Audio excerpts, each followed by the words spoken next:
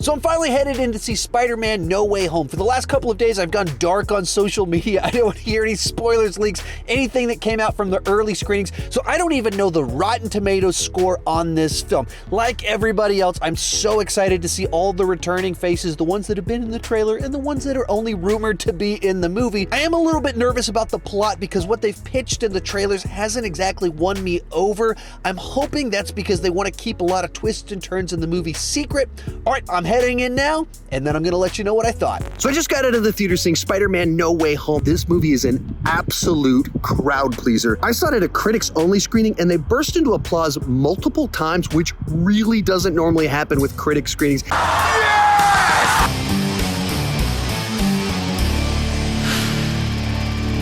Hi, my name is Sean, and I love to talk about movies way too much. With that in mind, go ahead and join me down below in the comments section. Share your thoughts on Spider-Man No Way Home. This is a spoiler-free review, so please don't post spoilers in the comment section of this video. Please don't spoil it for anyone. Yeah, no spoilers. Tomorrow, I'm gonna post a spoiler review. Feel free to spoil away in the comment section of that video, but today, let's keep it spoiler-free down below to preserve the experience for anyone that hasn't seen the movie yet, and let's get started talking about the good. And let's just get right to it. This movie is an absolute crowd pleaser that will put a gigantic grin on your face throughout most of the runtime. Outstanding. The basic premise of the film has these villains from the previous Spider-Man movies appearing in the MCU universe, and when it happens, they know exactly how to play into their classic beats while doing something new and different with the character that feels consistent with who they were in those films before. Hello, Peter.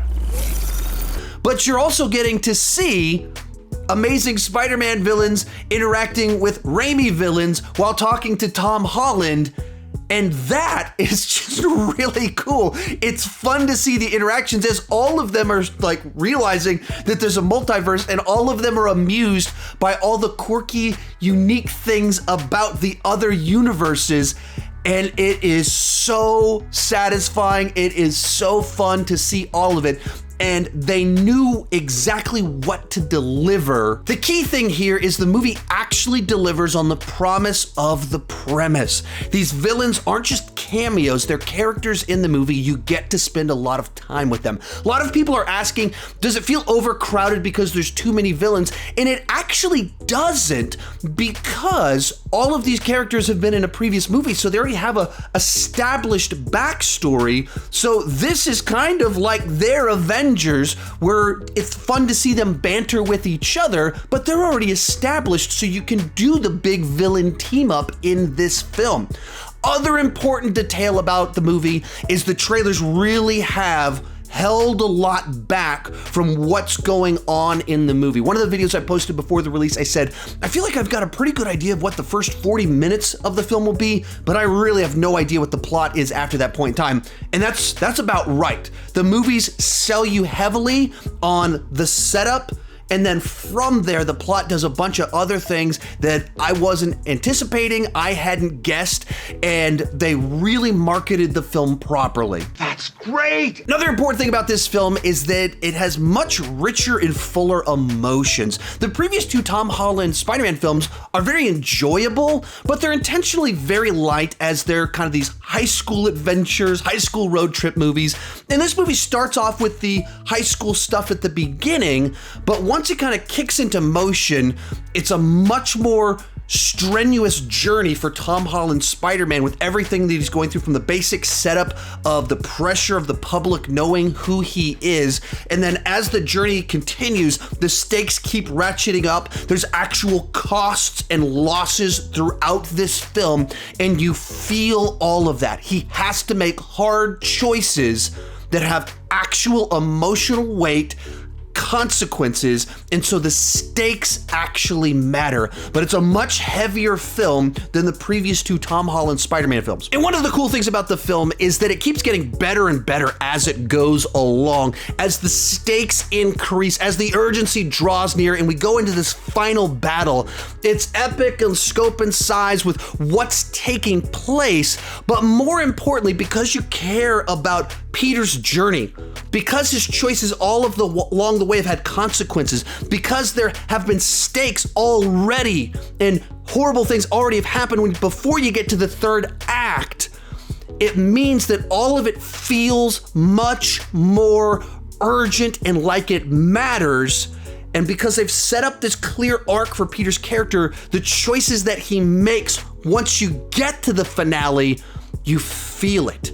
And it makes for this holistically satisfying conclusion because it is the spectacle, it is the nostalgia, but it's also ties up these character arcs in a satisfying way that pulls out lots of emotions because everything comes together properly in the end. And that's why I think this movie's gonna be such a crowd pleaser. It combines everything this franchise was already doing well with nostalgia for returning characters and then a more rich and emotional storyline, and then it builds to a big epic finale.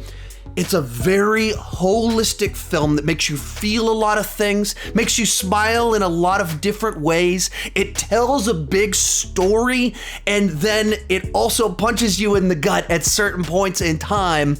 And that's when a movie has really done its job and taken you as an audience on a full journey. So when the credits roll, you're satisfied, you feel like you've experienced a lot of things, and most of it put a big, gigantic grin on your face. But that was awesome. One of the most important things a tentpole blockbuster like this can do is leave the audience feeling like they just saw something amazing and end on a satisfying note. And that's what this movie does really well. As it goes along, it gets much, much better and ends on an incredibly high note. And that's what you're gonna be feeling when you leave this film. But with that said, my buddy Griffin from Film Speak put it really nicely in his tweet about the film. He said it's the tale of two halves. The second half of this film is much better than the first half and much more satisfying. We were on the verge of greatness. We were this close. So with that said, let's talk about the mixed aspects of the film. And this isn't necessarily good or bad things about the film, just to inform you, there is a mid-credit scene that is just a funny situation. It is definitely worth checking out.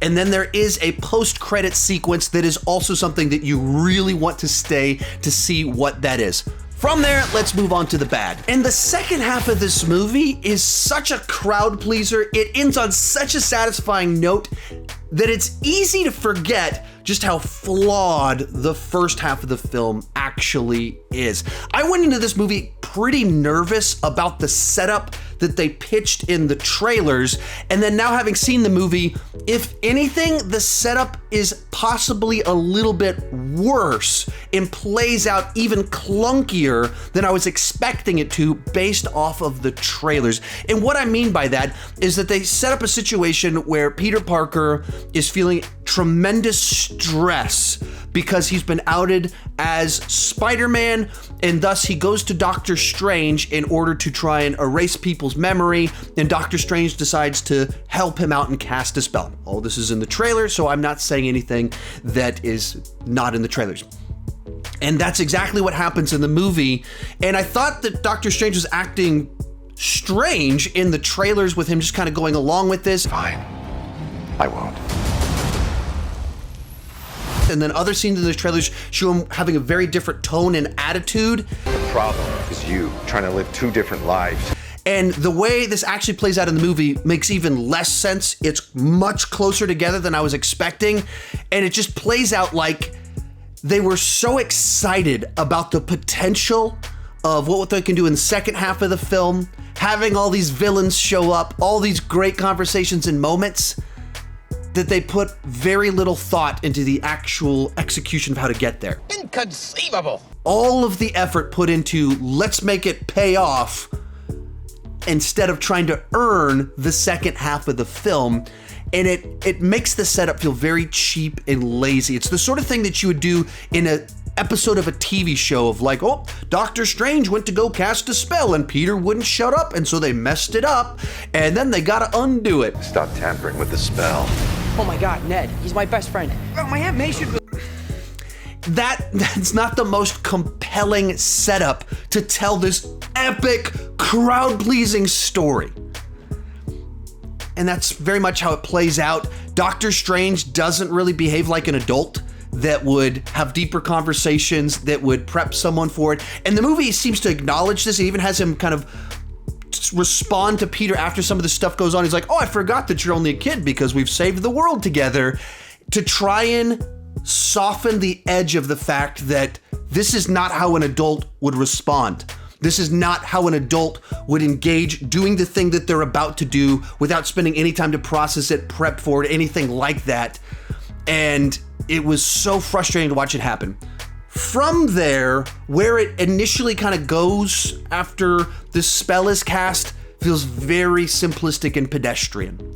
Once again, feeling like they knew what they wanted to do in the second half of the film to pay everything off, but the path to get there was kind of inconsequential to them. And so I was watching it like entertained throughout the entire film, but very disappointed with the actual setup that they gave this movie. And every time I bring up these criticisms, someone says, well, yeah, but this plot line is straight from the comics. Sure, okay, that means it's comic accurate. It doesn't mean it's good. It doesn't mean it works. There's lots of comic accurate plot lines you could run with that are terrible plot lines. And so that doesn't make me more satisfied with the setup that they actually gave us in the film, because they didn't feel like they earned the moment. They made an adult not act like an adult and do something very impulsive, and the entire film happens. All the epic, awesome things happen because Peter wouldn't shut up while a spell was being cast, and Doctor Strange the adult didn't stop to think to talk to Peter before starting this whole process. Why would we do that? So as my buddy Griffin said, it's a tale of two halves. The second half, the conclusion, that's like A material, best of the year, maybe A+. It's so satisfying. So good. The build-up, setup together, it's kind of enjoyable, but it is very schlocky. It's B- material. Where am I gonna score this one? I'll tell you in just a second. Real quick before I give you my final score, remember to join me down below in the comment section. Let me know, what did you think about Spider-Man No Way Home? As this is a spoiler-free review, don't post spoilers in the comment section of this video. Come back tomorrow, I'm gonna post a spoiler review then. Also, this is Spider-Man week. I've been posting reviews of all the previous Spider-Man movies that I hadn't reviewed before. You can check those out right up here. And I'm gonna start ranking everything Spider-Man for the next few days. Dropping this weekend will be my ranking of all the Spider-Man and Venom movies together. I'm gonna rank the actors, the villains, all of that fun stuff. And then next week, after the Hawkeye finale, I'm going to rank all of the Marvel Studios movies and TV shows together for the very first time. So it makes this a little bit tricky for me to score because the basic setup felt kind of cheap and lazy while being entertaining. But what it builds on that setup is a holistic, epic adventure that has great action, big emotions, lots of nostalgia with these returning characters, and then it has an actual heartfelt character arc for this Peter Parker and ends on such a satisfying, crowd-pleasing note. Overall, I'm gonna give it a B+ on the entertainment scale. Let's go with a 9.275. And this is a must-see movie for all Spider-Man fans, all comic book movie fans. It is gonna put a big, gigantic grin on your face, though I wish the movie had a better setup to get us there. Remember, you can check out my other Spider-Man reviews right over there, and you can check out my Spider-Man rankings right down there, and I'm gonna be updating a bunch of those over the next week. Thank you so much for watching, and keep talking movies too much.